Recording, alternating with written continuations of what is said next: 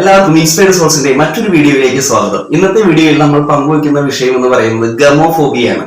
ഗമോഫോബിയ എന്ന് പറയുന്നത് ഒരു ഫിയർ ആണ്, ഒരു ഭയമാണ്. എന്തിനുള്ള ഭയമാണത്?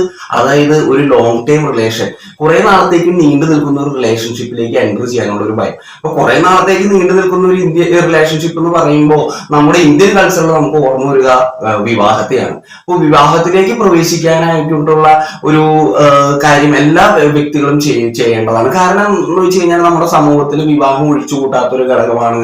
പുതിയൊരു ജനറേഷൻ വരുന്നു, അതോടൊപ്പം തന്നെ ഒരു കെയറിങ്, ഷെയറിങ്, ഒരു സ്ത്രീ പുരുഷന്മാർ തമ്മിലുള്ള ഒരു അടുപ്പം ഒക്കെ നടക്കുന്നത് ഒരു വിവാഹബന്ധത്തിലൂടെയാണ്. അപ്പൊ ഇതിൽ പ്രവേശിക്കാനായിട്ട് ആളുകൾക്ക് ഉണ്ടാകുന്ന ഭയത്തിനെയാണ് നമ്മൾ ഗമോഫോബിയ എന്ന് പറയുന്നത്. അപ്പൊ എന്തുകൊണ്ടാണ് ഈ ഗമോഫോബിയ ഉണ്ടാകുന്നത്? ഒരു വ്യക്തിക്ക് ഒരു ലോങ് ടൈം റിലേഷൻഷിപ്പിലേക്ക് വരാനുണ്ടാകുന്ന ആ ഒരു ഭയം, അത് എന്തുകൊണ്ടാണ് സംഭവിക്കുന്നത്? അതിന് പല കാരണങ്ങളാണ് പറയുന്നത്. ഒരു കാരണം എന്ന് പറയുന്നത് ഒരു മുന്നുണ്ടായ ഒരു വ്യക്തിയിൽ നിന്നുണ്ടായ ദുരനുഭവം. അപ്പൊ അതൊരു ഡൈവോഴ്സോ അല്ലെങ്കിൽ ഒരു ബ്രേക്കപ്പോ അങ്ങനെ ഉണ്ടായ ആ ഒരു എക്സ്പീരിയൻസിൽ നിന്ന് ഒരു പ്രാവശ്യം ചൂടുവെള്ളത്തിൽ ചാടിയ പൂച്ച വീണ്ടും വെള്ളം വരുമ്പോൾ തണുപ്പോളം കാണുമ്പോഴും ഭയം ഉണ്ടാകും എന്ന് പറയുന്ന പോലെ അതിന് വീണ്ടും ആ ഒരു വ്യക്തിക്ക് ഒരു ഭയം ഉണ്ടാകും. ഒരു എക്സ്പീരിയൻസ് വഴി ഉണ്ടാകുന്ന ഒരു ഭയമാണ്. പിന്നെ ഉണ്ടാകുന്നത് പറഞ്ഞാൽ സോഷ്യൽ ഫോബിയ. ഇപ്പൊ ആളുകൾക്ക് സൊസൈറ്റീനെ ഫേസ് ചെയ്യാനായിട്ടുള്ള ബുദ്ധിമുട്ട്, സംസാരിക്കാനായിട്ടുള്ള ബുദ്ധിമുട്ട്. അപ്പൊ അവർക്ക് അതിലേക്ക് വന്നു കഴിഞ്ഞാൽ, ഇപ്പൊ ഒരു വിവാഹബന്ധത്തിലേക്ക് വന്നു, ഒരു പുതിയ വ്യക്തി ലൈഫിലേക്ക് വന്നു കഴിഞ്ഞാൽ അവരോട് എങ്ങനെ സംസാരിക്കും, ഡീൽ ചെയ്യുക, അങ്ങനെയൊക്കെ ഉള്ള ഭയത്തിൽ നിന്ന്, ഒരു സോഷ്യൽ ഫോബിയയിൽ നിന്ന് വരാം. പിന്നെ വരാവുന്ന ഒരു കാരണം എന്ന് വെച്ചാൽ ജനറലൈസ്ഡ് ആൻസൈറ്റി ഡിസോർഡർ. അതിൽ നിന്നും ഇത് വരാനായിട്ടുള്ള ഒരു സാധ്യതയുണ്ട്. അപ്പൊ ജനറലൈസ്ഡ് ആൻസൈറ്റി ഡിസോർഡർ ഉള്ള ഒരാളെന്ന് പറഞ്ഞു കഴിഞ്ഞാൽ ഏതൊരു സിറ്റുവേഷനെയും അയാൾ ആൻസൈറ്റി അല്ലെങ്കിൽ ഭയത്തോട് കൂടിയാണ് കാണുന്നത്.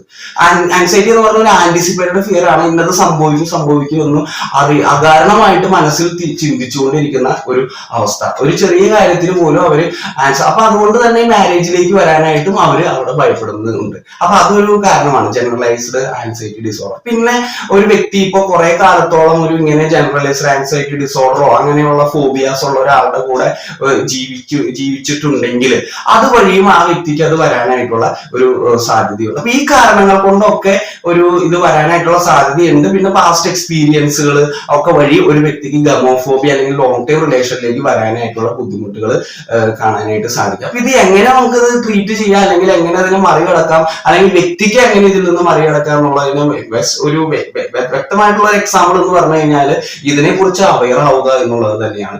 എന്തൊരു കാര്യത്തെ കുറിച്ച് നമ്മൾ അതിനെ കുറിച്ച് അവെയർ ആയി കഴിയുമ്പോൾ അതിനെ കുറിച്ചുള്ള ഭയം നമ്മുടെ ഉള്ളിൽ നിന്ന് പോകുന്നു എന്നുള്ളത് വളരെ വ്യക്തമായിട്ടുള്ള ഒരു കാര്യമാണ്. അപ്പൊ ഒരു സെൽഫ് ഇൻട്രോസ്പെക്ഷൻ അയാളിലേക്ക് തന്നെ. നമ്മുടെ മൈൻഡ് എന്ന് പറയുന്നത് ഒരു സമൂഹമായിട്ടുള്ള ഒരു ഇന്ററാക്ഷനിൽ നിന്ന് കുറെ കാര്യങ്ങൾ പഠിച്ചെടുക്കുന്നുണ്ട്. അപ്പൊ അതിനൊക്കെ അൺലേൺ ചെയ്യേണ്ടിയിരിക്കുന്നു. അപ്പൊ അദ്ദേഹം പാസ്റ്റ് എക്സ്പീരിയൻസിൽ നിന്നും ലേൺ ചെയ്ത ചില കാര്യങ്ങൾ അല്ലെങ്കിൽ ചില ഫോബിയാസ് അതിനെ നമ്മൾ അൺജെയിൻ ചെയ്യുന്നത് വഴിയായിട്ട് നമുക്ക് ഇതിനെ മറികടക്കാനായിട്ട് സാധിക്കും. അപ്പൊ ഈ ഒരു ഫോബിയയിൽ മാത്രമല്ല, മറിച്ച് മറ്റു ഫോബിയകളിലും ഒക്കെ ഇത് നമുക്ക് യൂസ് ചെയ്യാവുന്ന ഒരു ടെക്നിക്കാണ്. പിന്നെ രണ്ടാമതായിട്ട് പറയുന്നത് പോസിറ്റീവ് അഫർമേഷൻസ് കൊടുക്കുക എന്നുള്ളതാണ്.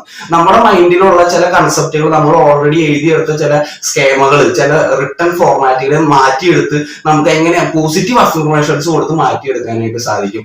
I can do that. Okay, ഞാൻ എന്റെ പാസ്റ്റിന്റെ പ്രൊഡക്റ്റ് അല്ല, എനിക്ക് കുറെ കാര്യങ്ങൾ ചെയ്യാനായിട്ട് സാധിക്കും, എനിക്ക് തന്നെ ഡിസിഷൻ എടുക്കാനായിട്ട് സാധിക്കും എന്നുള്ള പോസിറ്റീവ് അഫർമേഷൻസും കൊടുക്കുക എന്നുള്ളതാണ്. പിന്നെ മൂന്നാമതായിട്ട് വരുന്ന കാര്യം പോസിറ്റീവ് വിഷ്വലൈസേഷൻ.